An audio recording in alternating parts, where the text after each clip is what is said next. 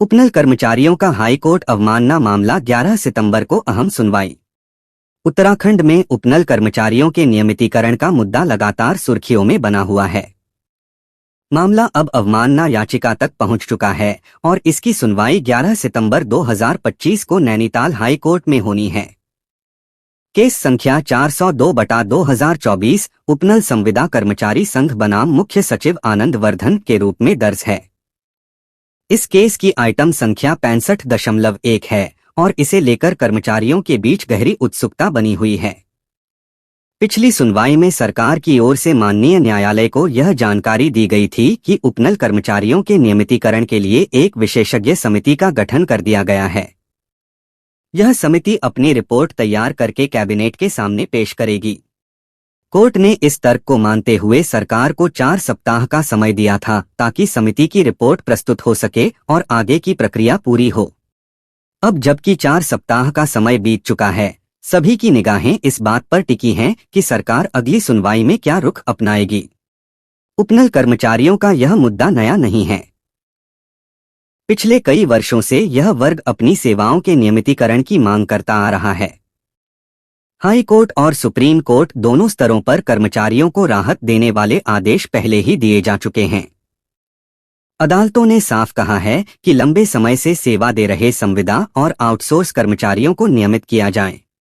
इसके बावजूद सरकार अब तक ठोस कदम उठाने में नाकाम रही है। इसी कारण उपनल संविदा कर्मचारी संघ ने अदालत की शरण ली और अब यह मामला अवमानना याचिका के रूप में सुनवाई के अधीन है।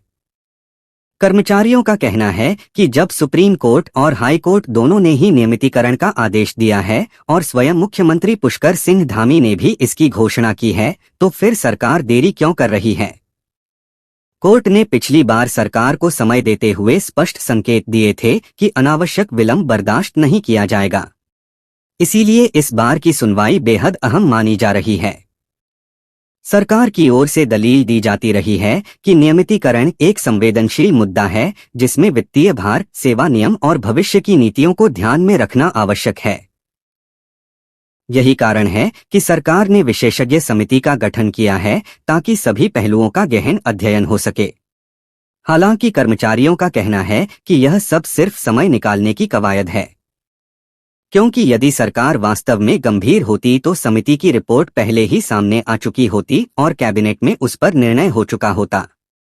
विशेषज्ञ समिति का गठन एक सकारात्मक कदम माना जा सकता है, लेकिन इसकी रिपोर्ट पर कितना अमल होगा यह देखने वाली बात होगी।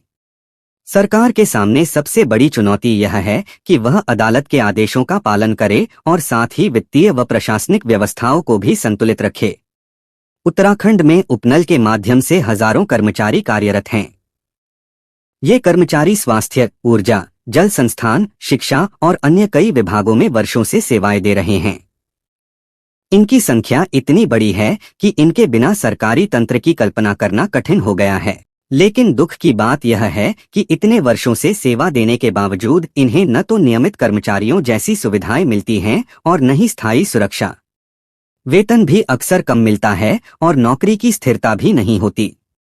यही कारण है कि वे लगातार आंदोलन और धरना प्रदर्शन करते रहे हैं।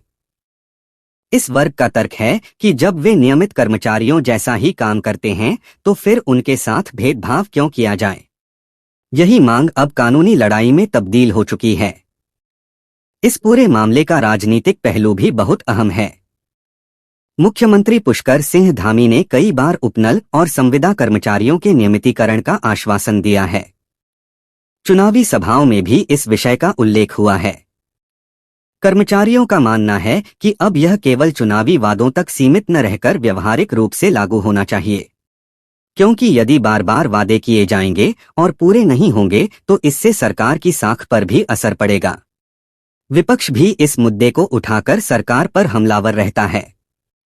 ऐसे में अदालत की कार्यवाही सरकार के लिए किसी अग्निपरीक्षा से कम नहीं है। अदालतें पहले भी इस मामले में गंभीर रुख दिखा चुकी हैं। सुप्रीम कोर्ट के आदेशों का हवाला कर्मचारियों द्वारा लगातार दिया जाता रहा है। यदि इस बार सरकार संतोषजनक जवाब पेश नहीं कर पाती है तो हाई कोर्ट सख्त रुख अपना सकता है। अवमानना की कार्रवाई का अर्थ यही होता है कि सरकार ने अदालत के आदेशों का पालन करने में लापरवाही दिखाई है।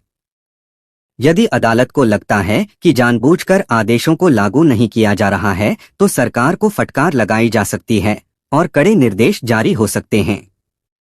इसलिए यह सुनवाई उपनल कर्मचारियों की किस्मत के लिहाज से निर्णायक साबित हो सकती है। कर्मचारी संघ के नेताओं का कहना है कि वे अब और इंतजार करने की स्थिति में नहीं हैं। वर्षों से सेवा देने के बाद भी वे असुरक्षा और आर्थिक तंगी से जूझ रहे हैं। कई बार आंदोलन करने पर भी केवल आश्वासन ही मिला है। उनका मानना है कि अदालत ही अब उनकी अंतिम उम्मीद है। यदि इस बार भी सरकार टालमटोल करती है तो कर्मचारियों के बीच आक्रोश बढ़ सकता है। 11 सितंबर 2025 की सुनवाई उपनल कर्मचारियों के लिए ऐतिहासिक हो सकती है। यह तय करेगा कि क्या सरकार वास्तव में उनके भविष्य को सुरक्षित बनाने की दिशा में ठोस कदम उठाती है या फिर मामला और लंबा खींचता है।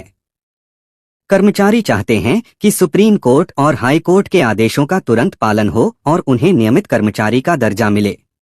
सरकार चाहे तो समिति की रिपोर्ट को आधार बनाकर कैबिनेट में निर्णय ले सकती है।